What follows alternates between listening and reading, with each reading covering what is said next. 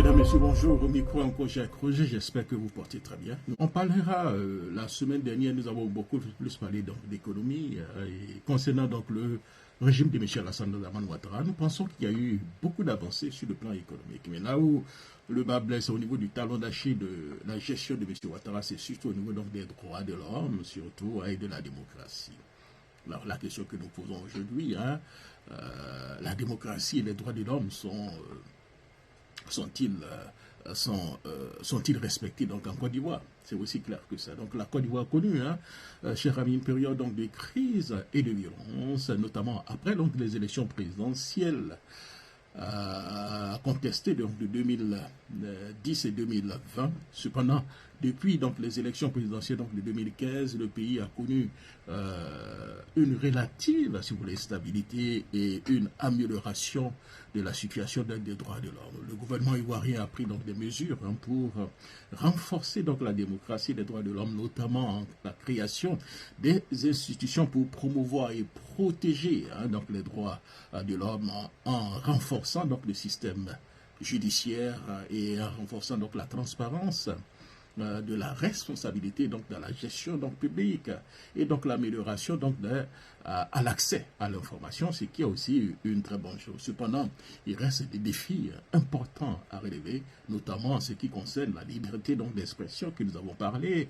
la liberté de presse, la protection donc des droits des minorités, des groupes vulnérables, la lutte contre l'impunité et la promotion donc de la participation citoyenne et la prise donc de décisions, cher ami. Alors, ce sont donc des sujets, autant de sujets que nous allons donc parler. Ce qui nous amène à nous poser donc la question, quelles sont donc, si vous voulez, les institutions pour promouvoir et protéger les droits de l'homme que le gouvernement ivoirien a créées? Parce qu'en principe, ces institutions existent. Il faudrait qu'on fasse une vulgarisation de ces institutions. Mais combien de personnes connaissent au moins l'existence de ces institutions? Alors, je vais vous donner quelques institutions et vous allez me dire sur vous-même, vous savez que ces institutions existent réellement. Bon, il y a eu la Commission nationale donc, des droits de l'homme, CNDHCI, je ne sais pas si vous avez entendu parler, mais elle a déjà créé en 2000. Elle est chargée de promouvoir et de protéger donc les droits de l'homme en Côte d'Ivoire. Elle peut enquêter sur les violations donc des droits de l'homme et formuler des recommandations aux autorités compétentes. Bon, mais jusqu'à présent, je ne sais pas si cette organisation fonctionne encore. Il y a le médiateur donc de la République. Il a pour mission de veiller sur le respect des droits de l'homme, de la démocratie et l'état donc de droit. Il peut intervenir auprès donc des autorités pour faire valoir les droits des citoyens. Il y a aussi notre institution, c'est le Conseil de presse, CNP. Il a pour mission, si vous voulez, de veiller au respect donc des droits de l'homme et la démocratie, donc l'état donc de droit. Il peut intervenir auprès donc des autorités pour faire donc valoir les droits donc des citoyens et des droits de l'homme. Il y a aussi le Conseil national donc de presse, il a pour mission de garantir la liberté donc de presse et d'assurer, cher ami, le respect donc de la déontologie journalistique. Il y a la haute autorité donc de la bonne gouvernance, HABG, c'est bien cela, qui a été créée donc en 2014 pour lutter contre la corruption et la mauvaise gestion des affaires. Et elle peut enquêter sur donc, des pratiques de corruption et de détournement, cher ami, des fonds en public.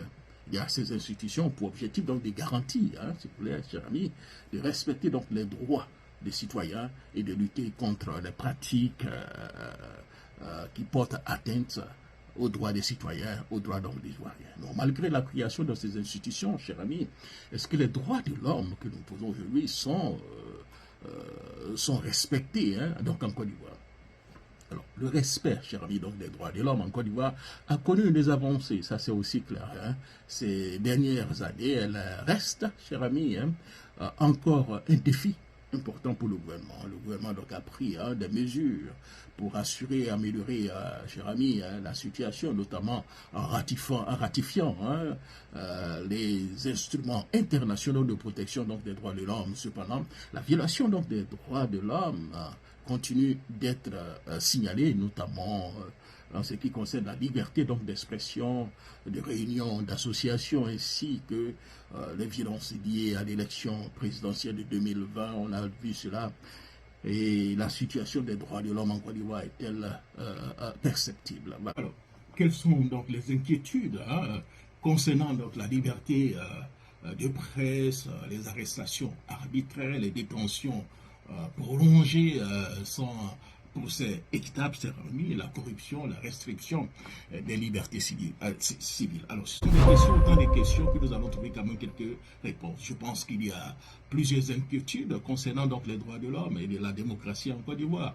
En ce qui concerne donc la liberté donc des presses, il y a eu des harcèlements, des intimidations donc des journalistes, ainsi que des restrictions sur l'accès à l'information, c'est clair. Les arrestations arbitraires et les détentions prolongées sans procès équitable sont également des problèmes en Côte d'Ivoire. Il y a également des préoccupations concernant la corruption et des restrictions donc des libertés civiles, notamment la liberté donc d'expression. Alors cela nous amène à nous poser la question, est-ce qu'il y a des cas spécifiques de restriction des libertés civiles en Côte d'Ivoire? Oui, il y en a. Oui, selon donc certaines organisations de défense donc des droits de l'homme, telles qu'Amnesty International et Human Rights Watch, il y a des préoccupations concernant les restrictions donc des libertés civiles en Côte d'Ivoire. Par exemple, l'Amnesty International a signalé des cas donc de restrictions de la liberté d'expression, de réunion, des associations, ainsi que donc des répressions donc de la dissidence politique et la répression violente donc des manifestations. Il y a eu également donc des rapports sur les restrictions des libertés de presse et le harcèlement donc des journalistes. Alors, est-ce qu'on peut parler des cas spécifiques maintenant d'harcèlement des journalistes, et des cas spécifiques donc de liberté donc de réunion et d'expression en Côte d'Ivoire? Oui, il y en a. En Côte d'Ivoire, il y a eu des restrictions donc des libertés de réunion et d'expression.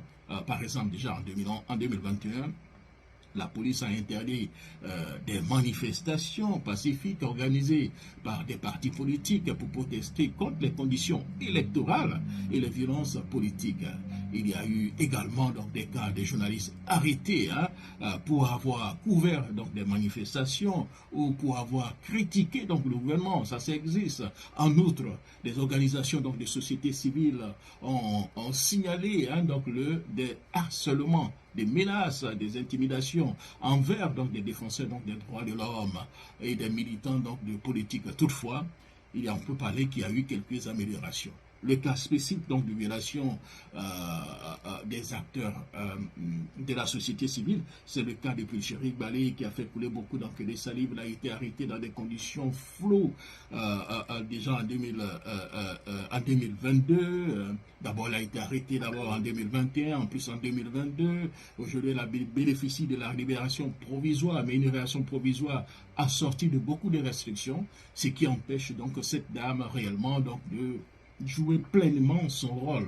Voilà, il y a ce cas spécifique. Est-ce qu'il y a des cas donc, de répression donc, des dissidents politiques en Côte d'Ivoire? Oui, cher ami, il y a eu donc, des répressions des dissidents politiques en Côte d'Ivoire, y compris donc, des arrestations et donc, des détentions donc, des membres de l'opposition politique, c'est clair. Déjà, en octobre 2020, des manifestations ont eu lieu dans plusieurs villes ivoiriennes pour protester contre la candidature controversée de M. Alassane Dramane Ouattara, le président sortant, pour un troisième mandat. Voilà, des manifestations ont été, chers amis, dispersées donc, par les forces de l'ordre, ce qui a entraîné donc, des morts, c'est clair, et plusieurs personnes et des blessés. Plusieurs leaders donc, de l'opposition également ont été donc, arrêtés et détenus donc, dans les cadres de ces manifestations. Des organisations de défense donc, des droits de l'homme ont exprimé, donc, si vous voulez, leur inquiétude à la répression donc, des dissidents politiques en Côte d'Ivoire. Et ça existe. Alors, aujourd'hui, pour finir, cher ami, est-ce qu'on peut dire que le régime de M. Ouattara est-il démocratique? Ça, c'est une question Fra, comme le dirait l'autre, hein. Le régime de Ouattara est considéré comme un régime démocratique par certains et critiqué donc par d'autres, nous pouvons le dire. Il a été élu pour la première fois en 2010 avec une élection très controversée, hein, mais il a remporté, il a remporté donc son deuxième mandat 2015, avec un processus électoral jugé plus ou moins transparent et plus ou moins crédible. Cependant, il y a eu donc des allégations des intimidations, de répression donc de l'opposition lors donc des élections, ainsi que des préoccupations concernant donc les limites, si vous voulez, imposées à la liberté donc d'expression et